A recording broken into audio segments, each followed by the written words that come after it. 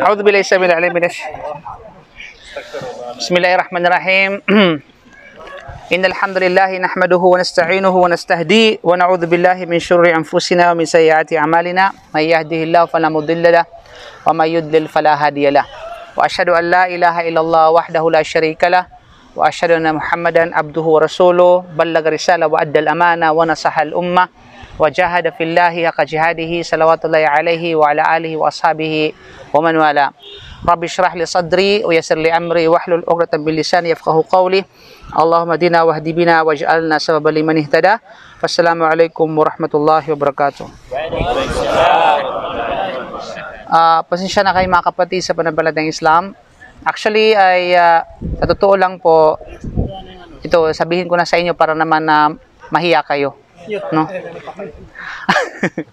Kasi I was invited by certain people na para mag solemnize ng nikah, but I refused kasi palagay ko mas mahalaga ito at mas mahalaga kayo.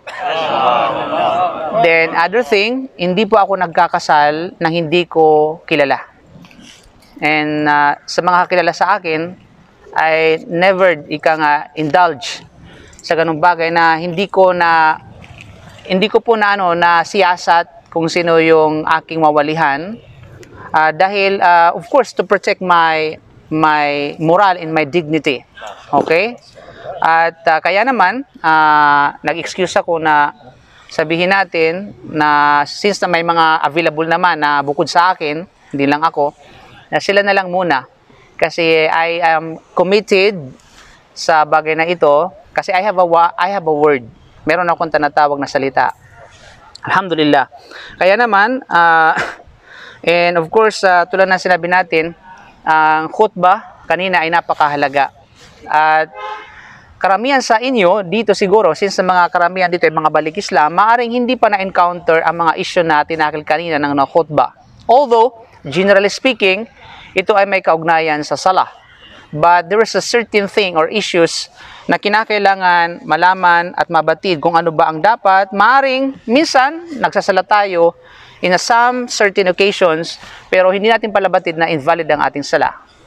Na kung kaya, sa khutbah na ito mga kapatid, ay inshallah ay matalakay natin. But, initially, alam natin kung gaano kahalaga ang salah sa isang Muslim. Di ba? Alam natin yon. Dahil ang salah ay nagsisilbing distinction sa pagitan ng Muslim at saka hindi Muslim. Sabi nga ni Propeta sallam, al-ahdu alladhi baynana wa baynahum as-salah faman tarakaha faqad kafara.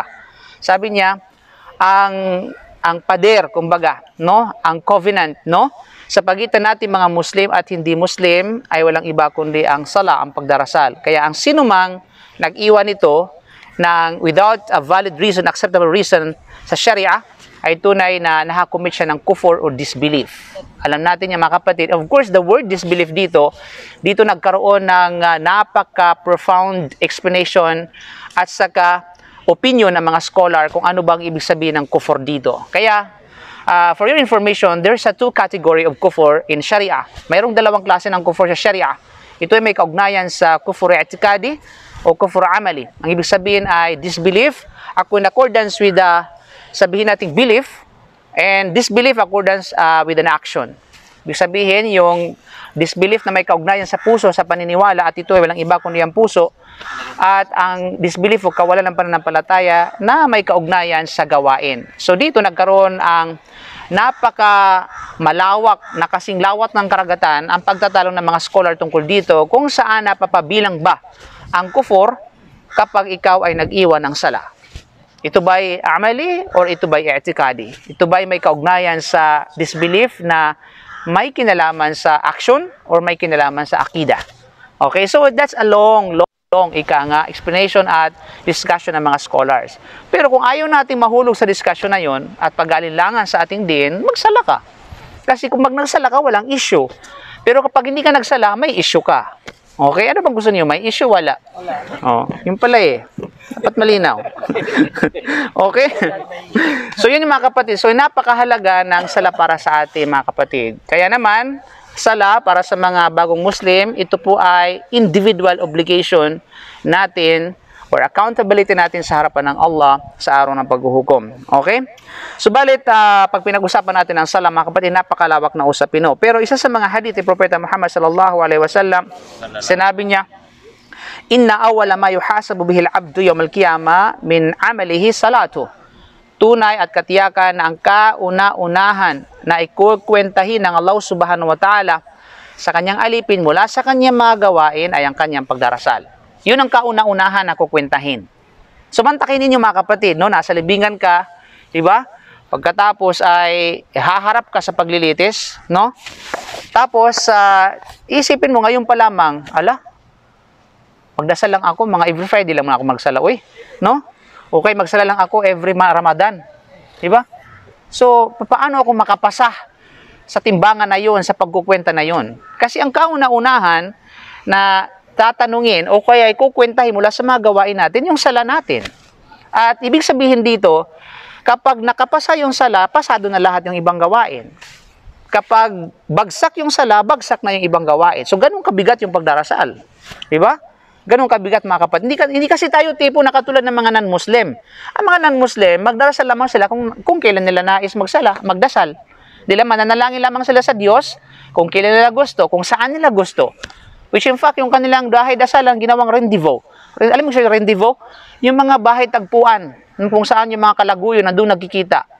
Ay, ito, ngumiti kayo kasi, no? Aha, na-experience ko yan. Okay. Ay, kung buangi ba? Sa Bisaya ba? No? Sino yun? Yung nagsabi, sino yun? Yun na yun. Okay. So, nagiging rendezvous. Nagiging tinatawag na bahay tagpuan ng mga magsyuta, ng mga sabi natin. No, I mean, hindi naman sa pangano sa kanila, pero yun talaga yung nakikita. At yun talaga yung nahayagan na nangyayari mga kapatid. Which is, yun talaga yung na-experience ng ilan sa inyo.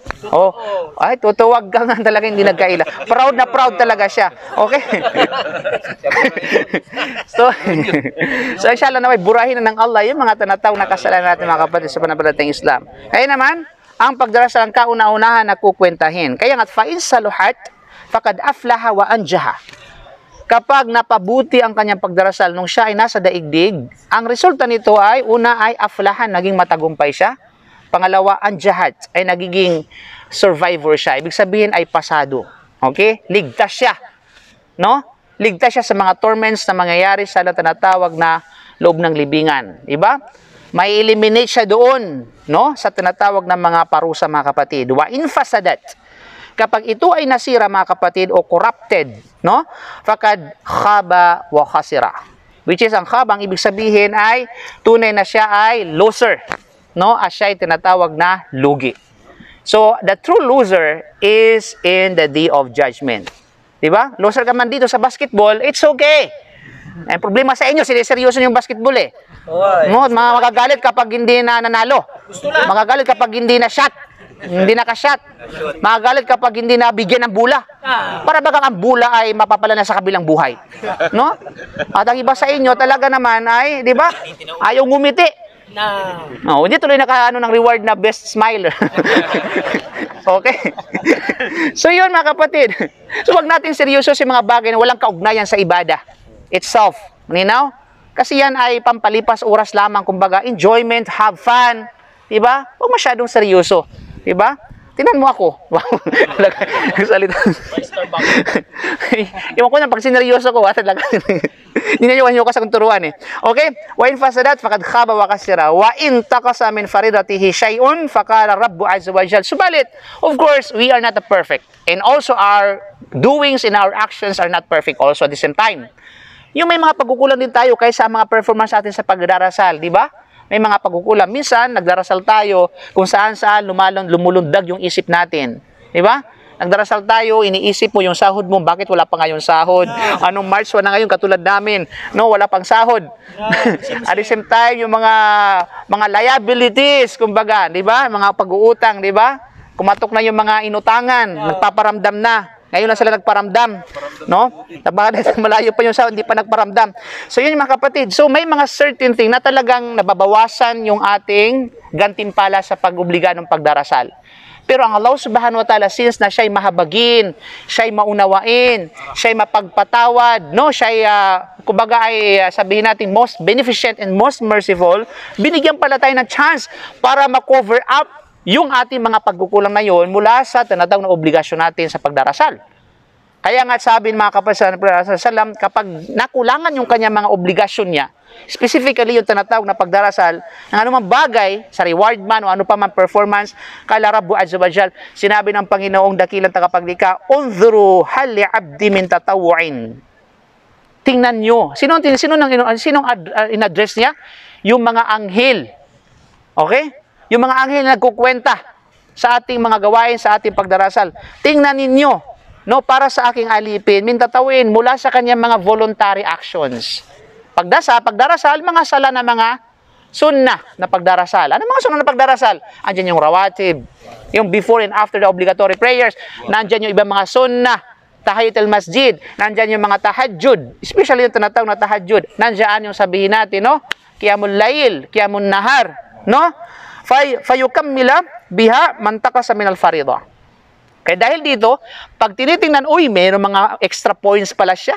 No? Para sa basketball din yan eh.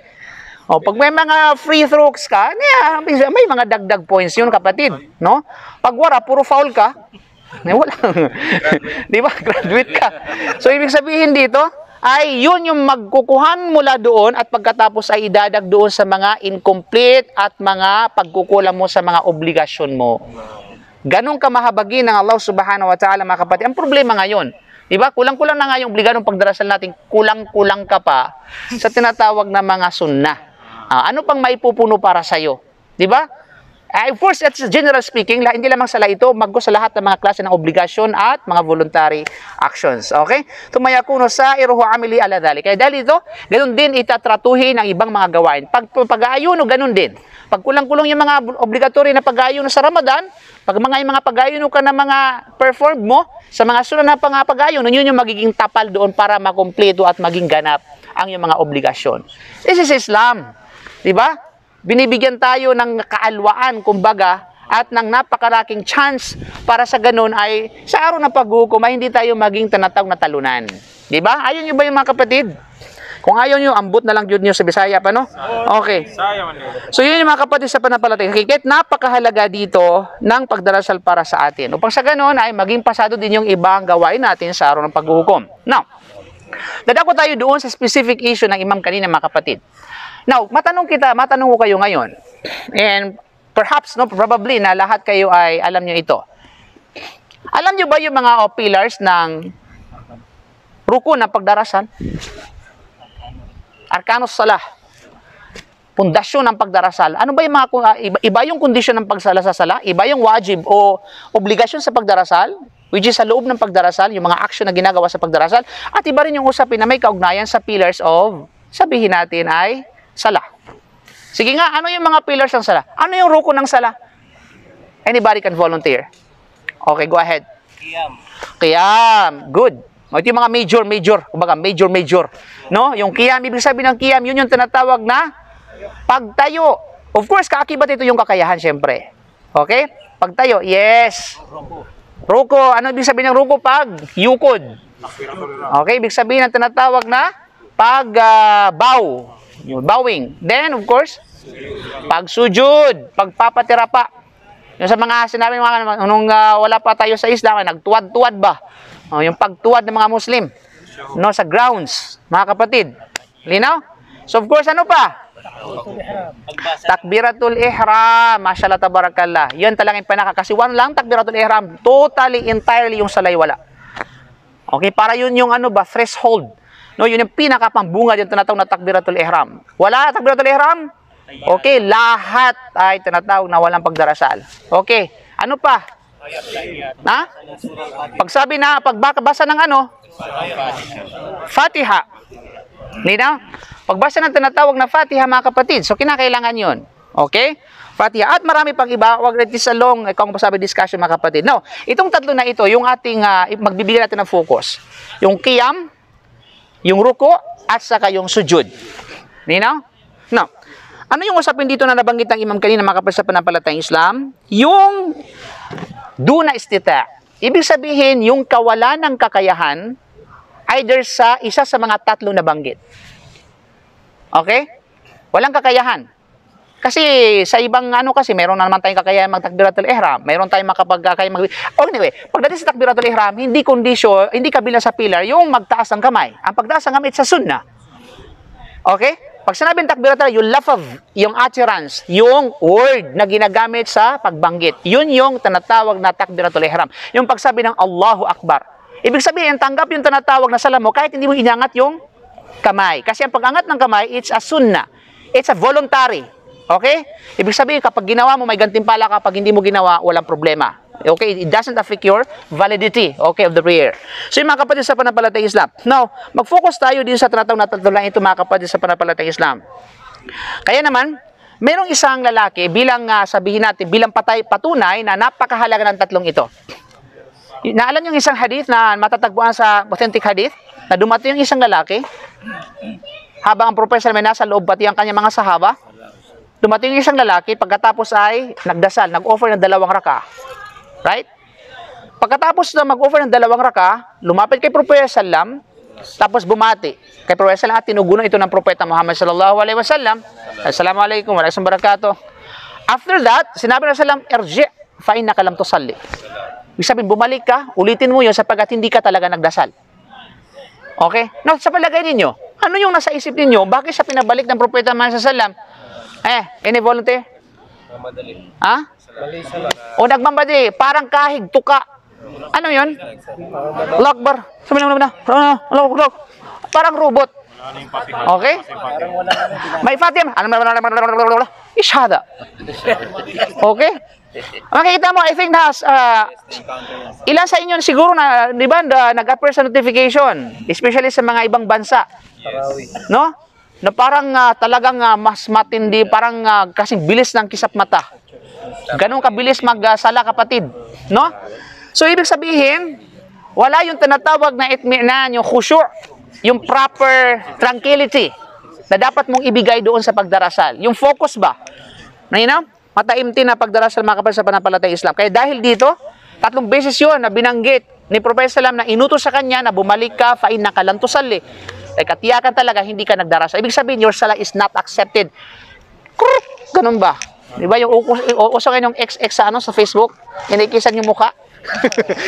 Okay? Kaya dahil dito mga kapatid, sabi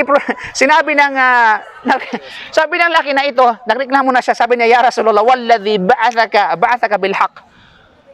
Sabi niya, wallahi, Ya Rasulullah, na sumusumpa ko sa nagpadala sa ng katotohanan. Sabi niya, ma'usinu ghayra fa'alimni. Wala na akong ibang alam na pamamaraan paano mapabuti yung aking ginawa. Kaya naman turuan mo ako. Di ba? Inutusan ng Propeta Sallam. Okay, turuan mo ako. Ibig sabihin, anong lesson makuha natin ito mga kapatid? If you don't know, say, I don't know. Huwag mong ikim-kim na para bagang alam mo, samantalang katotohanan hindi mo alam. Even that, okay, before the prophet, ibig sabihin sa harapan ng Propeta Sallam, kailangan mong gawin yun. Hindi ko talaga alam. Kasi kung hindi ka magsasabi na hindi mo alam, kinikim mo lang, feeling mo ang galing-galing mo, yabang mo. Yan ang katotohanan. Okay? Malinaw? Isabihin na pa kayabang mo kasi bakit? Nag-aangkin ka ng isang authority na hindi mo naman. Okay? Na hindi mo na, wala ka naman sa authority na yun. Pag hindi mo alam, hindi ko alam yun. Ano gagawin ko? Yun lang alam ko. Okay? Ibig sabihin, walang mali at walang masakit sa pagsasabi ng katotohanan. Okay, sa harapan mismo ng propesya, Ya Rasulullah, turuan mo ako. Diba? Kasi hindi ko alam. Yun lang talaga ang alam ko. Kaya turuan mo ako. You know? At of course, sa mga sinabihan na ito, hindi mo pwedeng ikubli at sabihin natin, ilihim sa kanyang katotohanan. Kaya lang propeta, sabi niya, okay, very good, okay? Kaya nga't fakala, sabi niya, idha kumta ila salah, fakabbir. Kapag ikaw ay tinayo mo ang pagdarasal, kaya tayo, qiyam. Okay?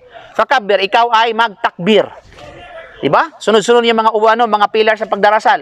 Qiyam, which is yung kakayahan, sabi natin tumayo at saka magtakbir.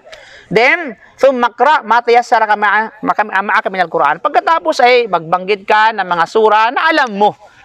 Diba, huwag ka magpakitang gilas. Kami muras mo lang sa Suratul Baqarah. Okay lang sana kung mag-isa ka magsala eh. Problema may makmum ka eh. Tapos, di ba, pakitang gilas ka. Nung pala, hindi mo pala na medyo na ano. Wala na akong salita. Di ba? Alam mo lang, kung alam mo yung abisa, mas kabisado mo yung tinatawag na Fatiha, Fatiha. Oh, yeah, I mean, after na Fatiha, yung tinatawag na Suratul Ikhlas.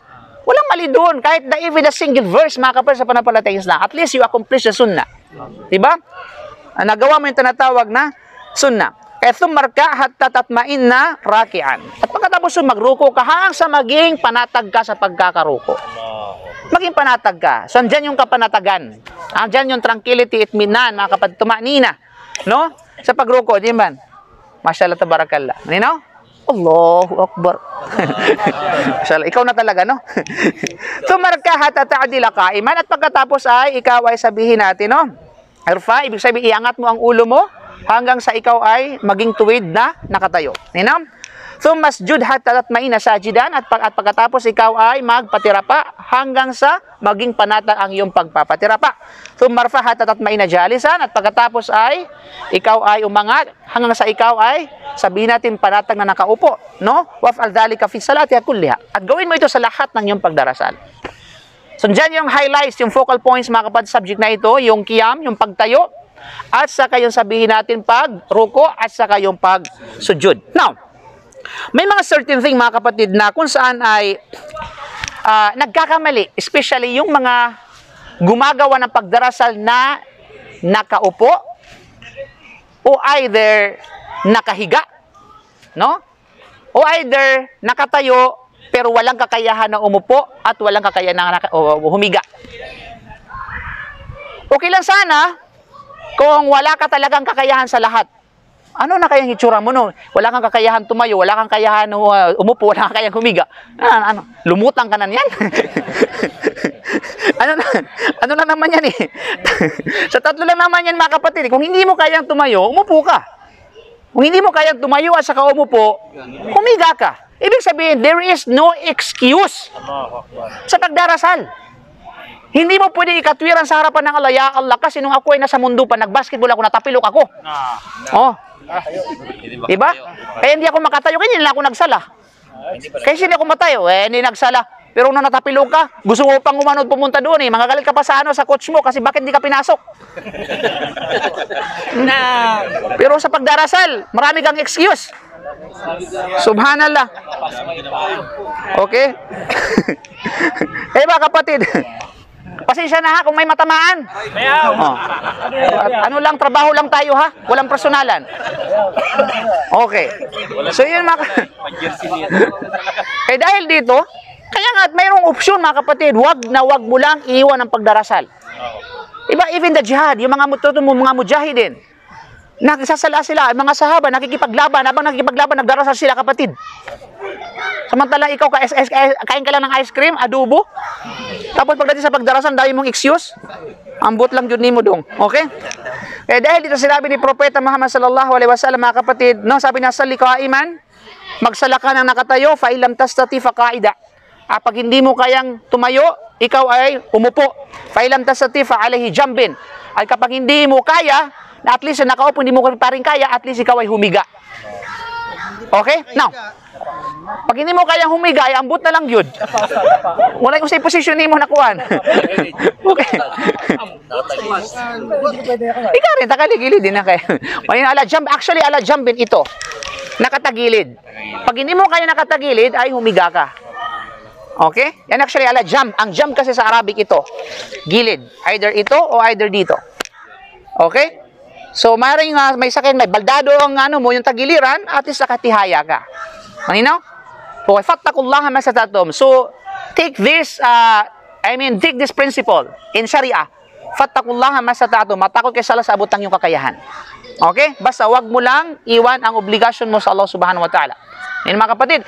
Now dito, may mga certain na action na ginagawa ng ilan sa mga tinatawag na sabi natin nagkasakit o kaya nagkaroon ng problema sa kanilang katawan mga kapatid. Either some parts of their body. Sa kamay man o sa tuhod man o kaya lalo pat yung mga matatanda na may mga uric acid, no? Na nahihirapan silang tumayo. Kain kasi ng kain ng karni, no? Mga kapatid. So, yun, no? So, usually, sino yung mga may uric acid dito? Kaway-kaway dyan. Okay, welcome to the club. Oh. Nino? So, yun.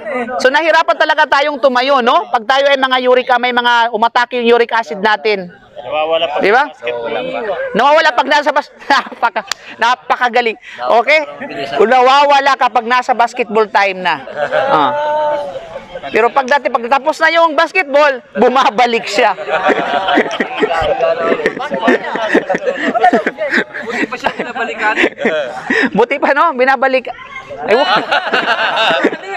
Dahil mong alam sa buhay, Okay, patutumba kita. Inam? Pero dahil dito, mga kapatid, there is no excuse kahit pa tayo ay nagkasakit. At kahit pa tayo ay nasa traveler. Kaya isa sa mga salam, idha maridal abdu aw safara.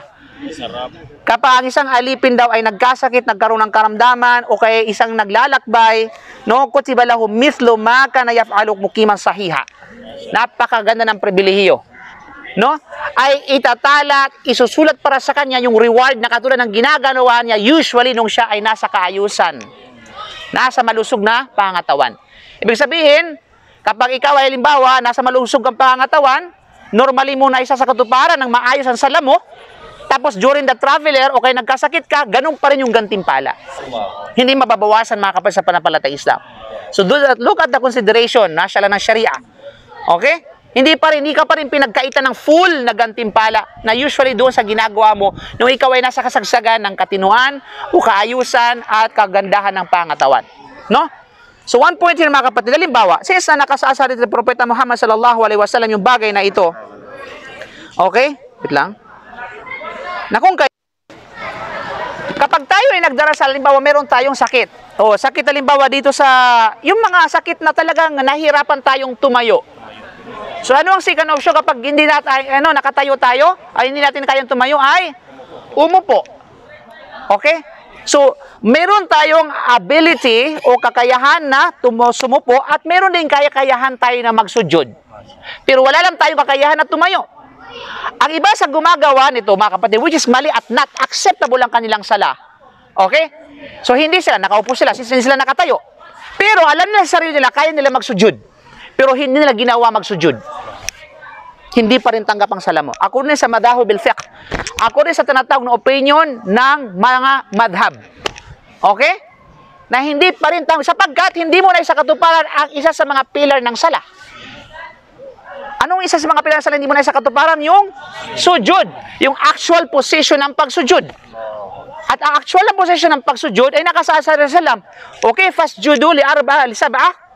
Okay, li sab'a arba'. Ibig sabihin magsujud kayo na nakalapat sa ground ang 7 bahagi ng katawan. Ano 'yon? Okay? Tinuro niya yung tinatawag na noo, nakasama yung ilong. Paano, ustaz? Ang ilong ko ay mas makapal pa o mas malapad pa ito. Okay, mas bugdo pa ito kaysa sa aking tinatawag na ano. Okay? Protruded ito kaya sa aking sabihin na, monster. Okay? Pilitin mo. Okay?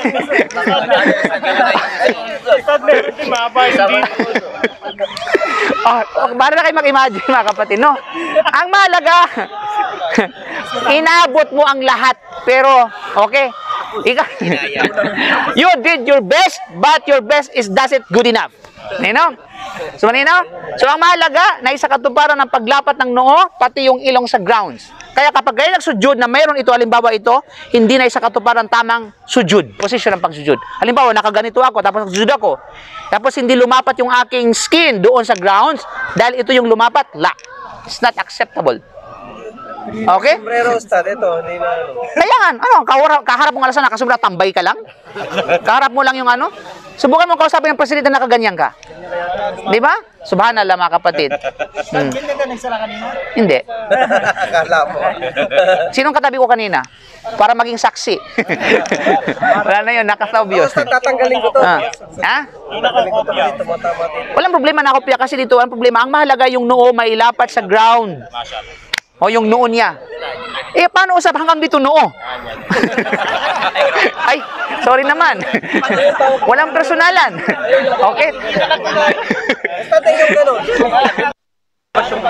Basta ito, ang mahalaga ito yung jub na ito yung tinatawag na ano. You know? Okay. Then ano pa yun? Yung dalawang kamay, yung palad.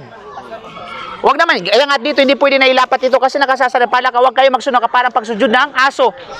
Kailangan nakaangat ito. Kailangan itong dalawang palad nakaapak o kaya nakalapat sa tinatawag na grounds. O sa mga balikisama, huwag nyong huwag nyong sadyain na ilapat itong braso ninyo. Itong ano lang, palm. Okay, itong tinatawag na palad. Okay? So 1, 2, 3, yung dalawang siko. Ay, sorry. Isa naman. Dalawang tuhod. No? Isa, dalawa, tatlo, apat, 5. Then, hindi naman pa buong paa. Yung sabihin natin, yung atraf al-kadamain, ibig sabihin, yung huling bahagi, alam ba, ito, yung dulo ng mga daliri sa paanan. Yun yung tinatawag na nakaganon yung posisyon. Halimbawa, ito yung dulo ng mga dali sa paa na nakaganyan. Okay? So, nakaapak yung mga kapal sa panampalatay Islam. Yun yung right position, actual position ng pagsujud. Tapos, hindi mo na isa katuparan yun. Dahil bakit? Dahil ang akala mo lamang na sapat na yung pag-upo mo, sapagkat wala kang kakayahan tumayo, sapat na yung pag-upo, that is incorrect. That is incorrect, mga kapatid. Ano? Kinakailangan mong isakatuparan ng may kakayahan yung mga bahagi ng haligi ng pagdarasal. Yung hindi mo kaya, hindi. Okay? Halimbawa, hindi mo kaya, yung pag-upo lang hindi mo kaya, at least, magsala ka na nakaupo na ka gano'n. Pero pag nagpatira pa ka na, magpatira pa ka. Another thing, balik rin natin. May kakayahan siyang tumayo, pero walang kakayahan na umupo. Okay? Pero may kakayahan magsujud. So, ang gagawin niya para maging tama, tumayo siya. No, kapag umupo siya, kasi bakit? Mayroong anong tawag dito? Pigsa. Diba? Idalawahan. Ano gagawin mo ngayon? Okay? Pinamamahayan ng pigsa. Diba? Ang problema, sa puwit pa talaga. No? Pag isa lang kasi, pwede mo iganon. Masyado kang sexy, no? Okay? So, yun yung ang mahalaga, wala kang kakayahan. Anong gagawin mo? Wala kang kakayahan na umupo. Alis na kaganon ka. Diba? Nakaganon ka lang. Halimbawa, nakaruko ka. At least, nakaruko ka man. Ang problema yung pag-upo ng habang nakaano. Yung pang after ng sabihin natin ano. Diba? Pwede ka. Kaya mo magruko, pero hindi mo kayang umupo. Gagawin mo. So, ibig sabihin, huwag mong ilapat. Huwag mong ilapat yung puwit mo na masasaktan ka. You know? Yes, pwede kang tanataw na nakaluhod. Okay? Kaya fatakul lamang sa ato. O di naman kaya ito. Okay? Ito pa. Wala siyang kakayahan sabihin natin magsujud. Malinaw? Wala siyang kakayahan magsujud, pero may kakayahan siya tanataw na magruko at saka magkiyam. So, paano siya magsujud? Ganun lang. Halimbawa, mas mababa pa kayo sa level ng tinatawag na ruko. Halimbawa, yung ruko ganyan, di ba? Allahu Akbar. Na ganyan. Pwede mo siyang babaan ng konti na indication na ikaw ay nagsujud. Kasi nga, baka mabalian ka, baka ma-deform yung katawan mo kapag nagsujud ka. Baka masubsub ka, kumbaga. O naman katulad nito, baka lalo pang nagpahamak sa'yo. So, hindi naman pwede sa Islam yun. Okay?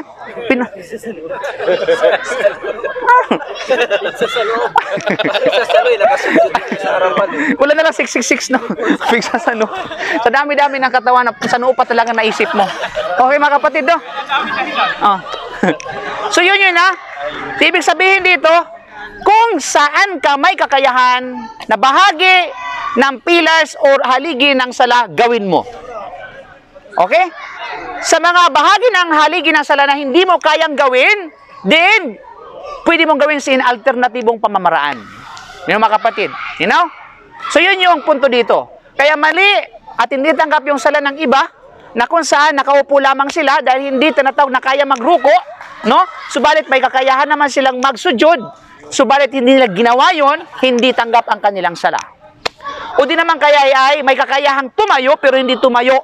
Nakaupo lamang siya, hindi pa rin tanggap ang kanyang tinatawag na sala.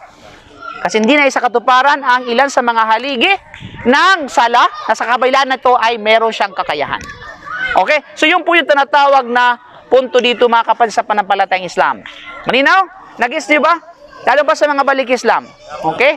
Ang focal point dito, wag nating iwan yung pagdarasal. At the same time, kinakailangan mong pag-aralan yung mga gawain mong pagsamba sa Allah subhanahu wa ta'ala, kung ano yung dapat at hindi dapat upang maging ganap at kompleto at katanggap-tanggap ang iyong sala. Okay? Otherwise, dahil sunod-sunuran ka lang, palibhasa, yes man ka, kung ano yung nakikita mo, oo ka ng oo, hindi mo kinumpirma sa nakapag-aral, dahil parehas kayong balik Islam, halimbawa, tapos, pareho kayong walang kaalaman, sinundan mo siya, iyan kasi ginawa niya, kasi sinunod ko. O pareho kayong honghang. Okay? Yun mga kapatid. No? Ha? No, parehas sa mga butlog. Parehas na natawag na zero. Kaya wag sumunod sa mga tao na alam mo na hindi pa sapat yung tinatawag na kaalaman. O wala pang malawak ang kaalaman. Okay? So wala bang katanungan? Walang clarification? Go ahead. Andiyan na ba? Mukha ka talagang pagkain, Abdulaziz. Oh.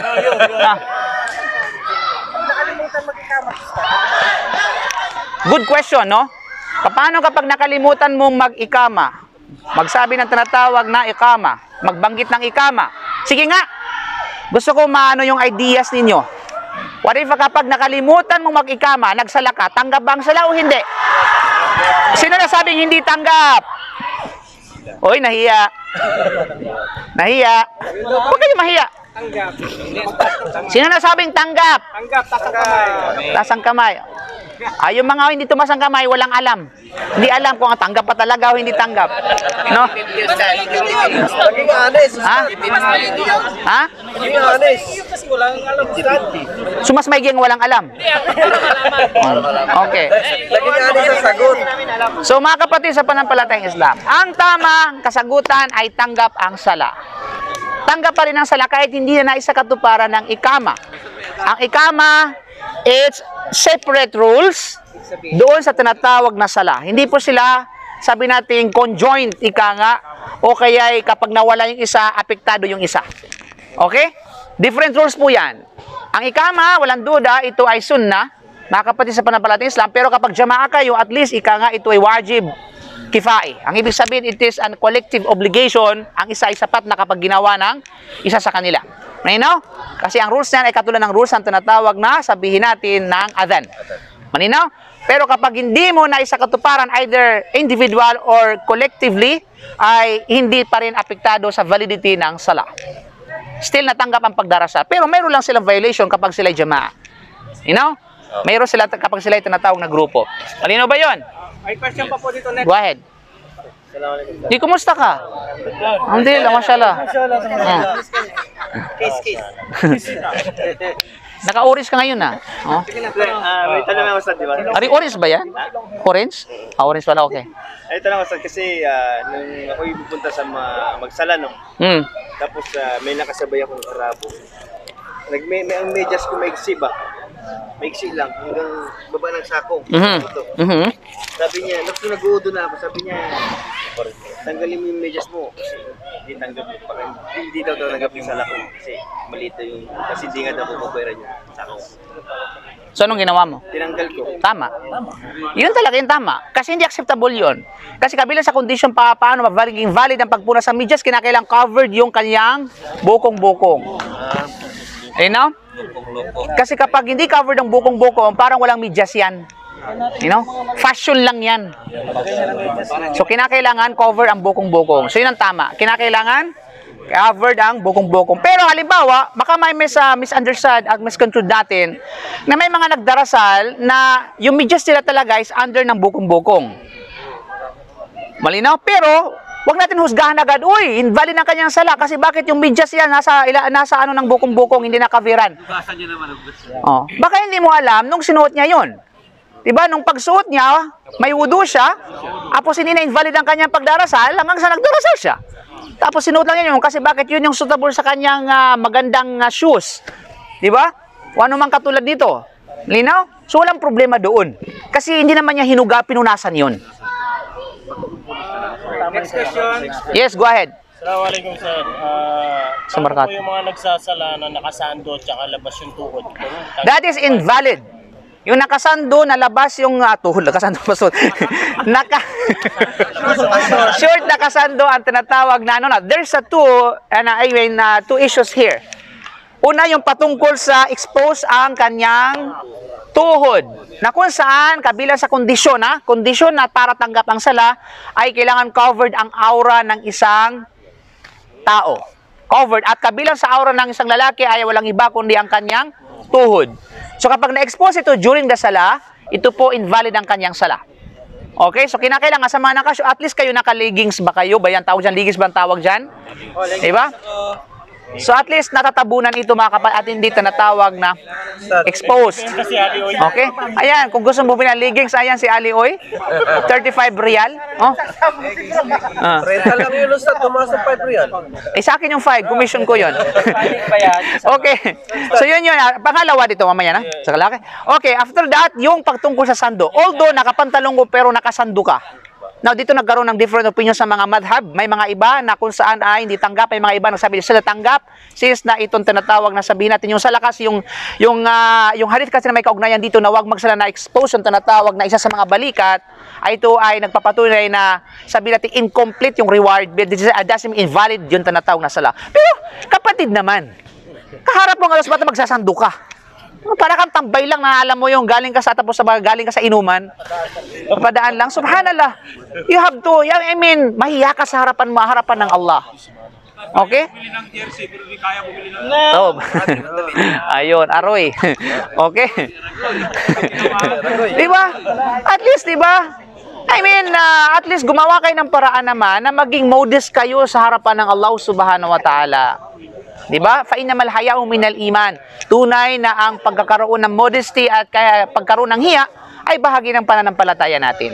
You know? So wag niyo na magsasando kayo. Not unless kung wala na talaga kayong ibang sabihin natin, ibang kasuotan. Yes, go ahead. Si ano muna, yung kanina go ahead po. Ano ba yung pagkatapos yung magsujud, tapos yung position ng paa? Okay. Anong tawag po? Anong pakiulit po nga po? Kapag? Tapos magsujud. Yung pag nakaupo.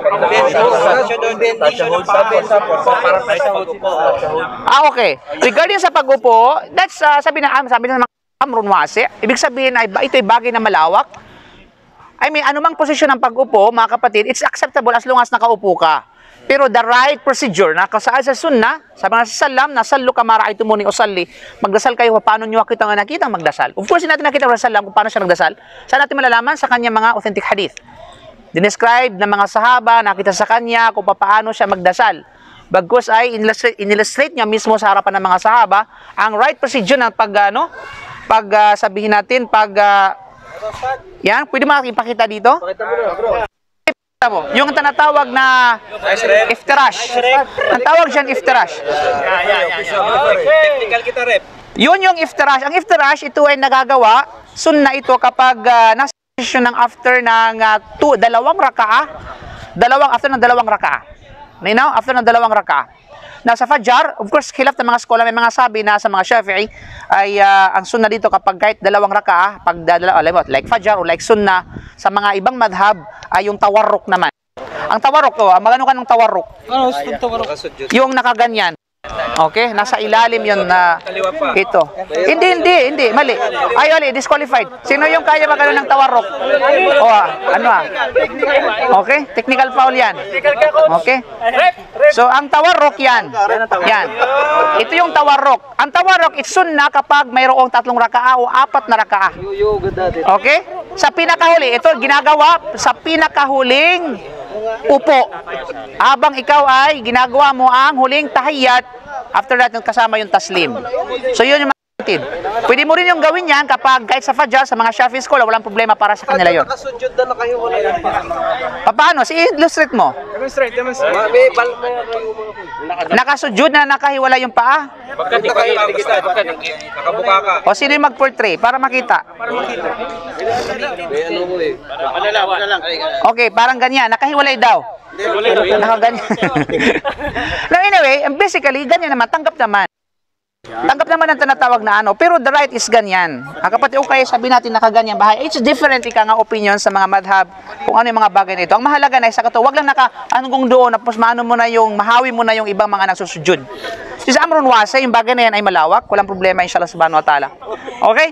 So, any question? Ano pa? Yung sa medyas, halimbawa, nagbudo ka na, sinuot mo na, tapos nahubad mo uli, tapos magdasala ka uli. Walang problema kasi yun naman ibig sabihin na hubad mo yung medyas, invalid na yung wudu mo.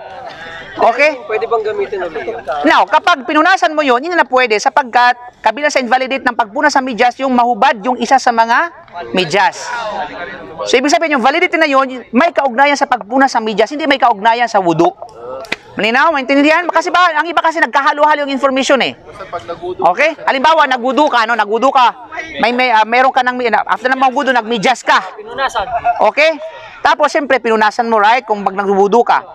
So, halimbawa ngayon, after mo pinunasan, tinanggal. Pero, hindi ibig sabihin na invalid yung wudu mo.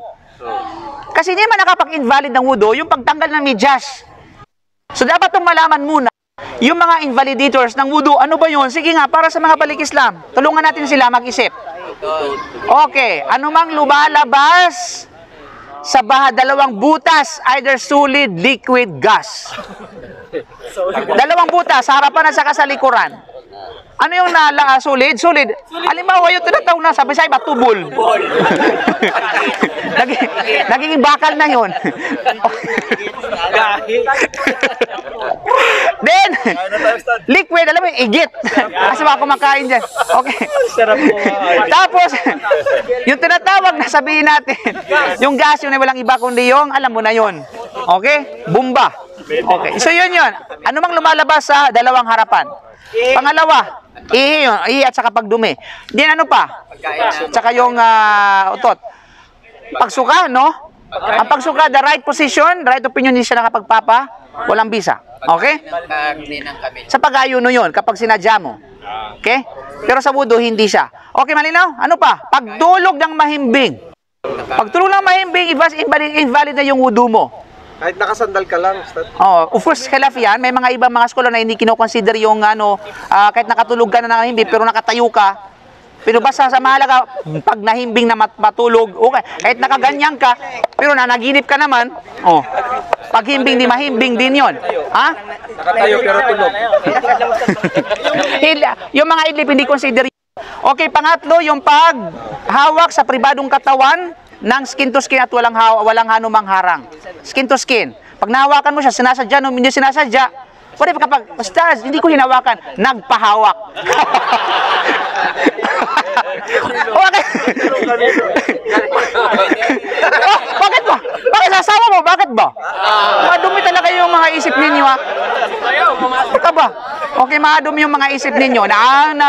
Ugas-ugasan ninyo yung mga ninyo, kukutin ninyo. Ayun, no? Natanong halimbawa. Okay.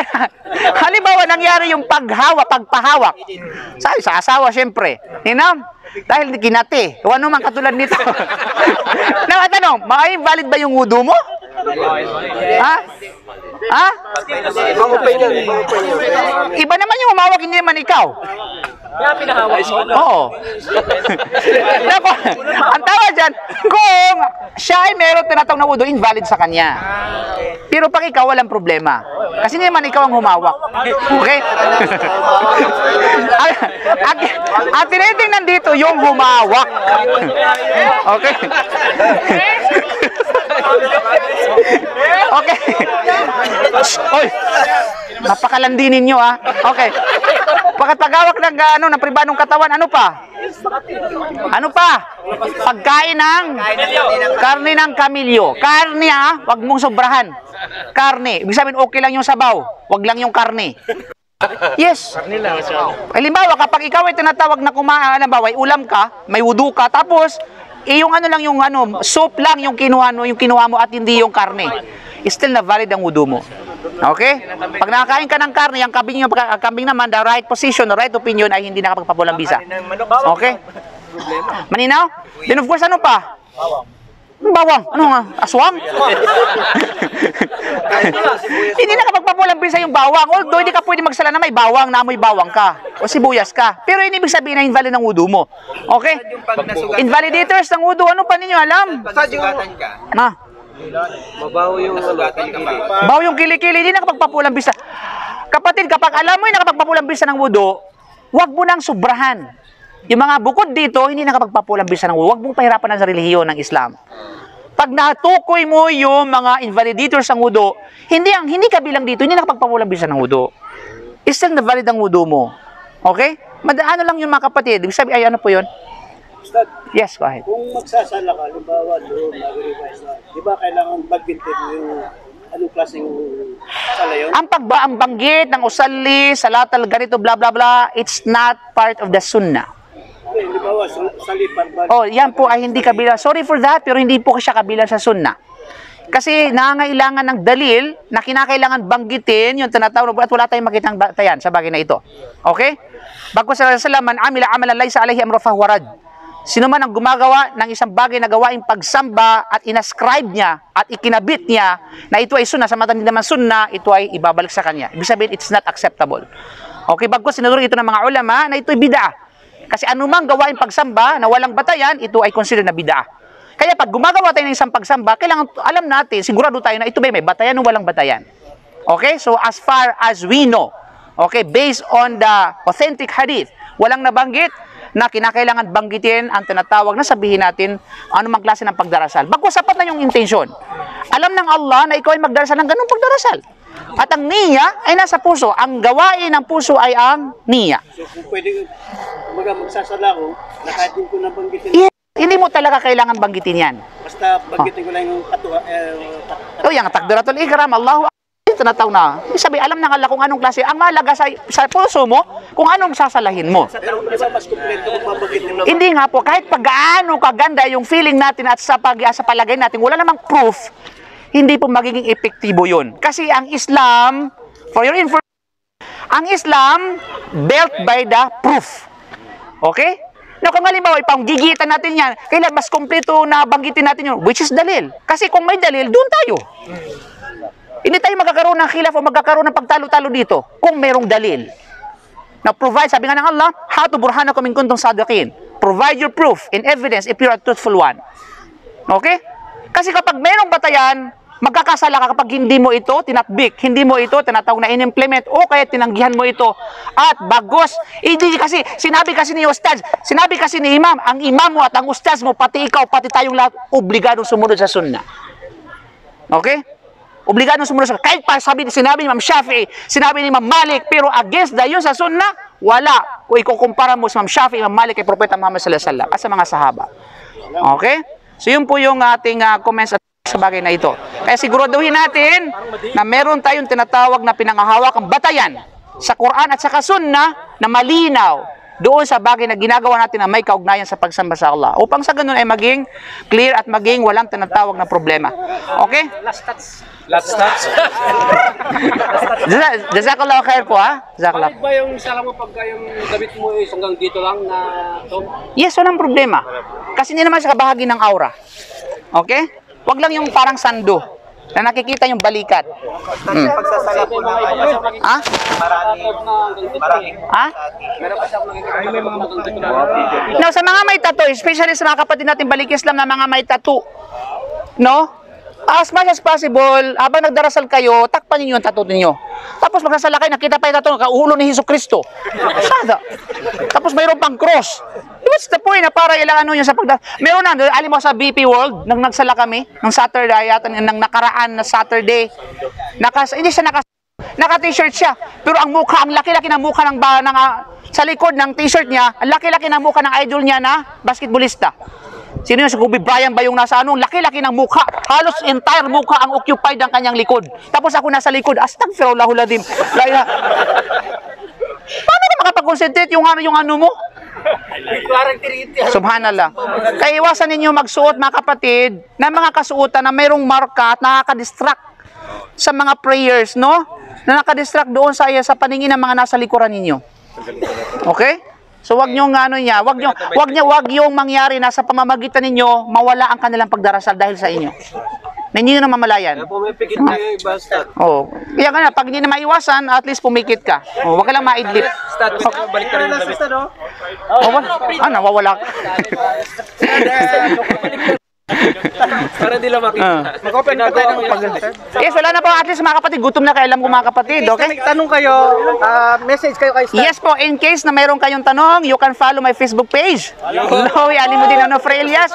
And you can subscribe my YouTube channel, Alimudin Elias YouTube o Dawa channel. Maraming salamat. Tapos na, wala na. Wala na, oh. Gutom na ito mga ito. Pambihira ka. Oh, go ahead. Yung pwesto doon. Yung pwesto, tama. Kung magsala ka ng 4 na rakaa. Ngayon, pagdating ng kalagitnaan ng pangatlong rakaa, nautot ka. So, kailangan mo magwudu ulit. Yes. Pagbalik mo sa sala, anong gagawin? Ulit. Wait, ulitin mo yung sala mo. Ulitin mo lang? Yes. Hindi naman yan tawaf eh. Ang tawaf, pag naputol sa tinatawag na ano, pwede magwudu ka, tapos continue mo yung natitirang mga tawaf. Kasi parang, Okay? parang may naalala ko sa na parang sinasabi is, gawin mo lang yung kulang. Sino nasabi? Anong sabi sa salam? Okay. Anong sinabi ni Professor Salam? Bilang batel mga kapatid sa pananampalatayang Islam. Man tawadda, okay.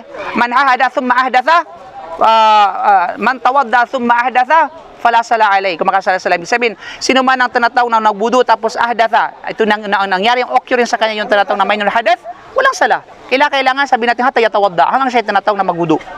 So, ibig sabihin, entirely invalid na yun. Kasi nga, invalidation ng tinatawag na sala, yung ano mang nakabreak ng wudu. Pero yung pag nagbubudo ka pa lang, tapos hindi pa tapos yung wudu, di ba? Oh, diyan nagkaroon ng issue. Pag halimbawa, habang nagwudu ka, mayroong lumabas, mas maganda ulitin mo na lang. Para walang issue. Okay? Mahilig ka sa issue eh. Eh, ano yan? Wala na. Kain na tayo mga kapatid. Wala tayong pwesto, Stan. Wala tayong pwesto. Wala tayong pwesto pala. Wala tayong pwesto doon. Maghahantay pa po.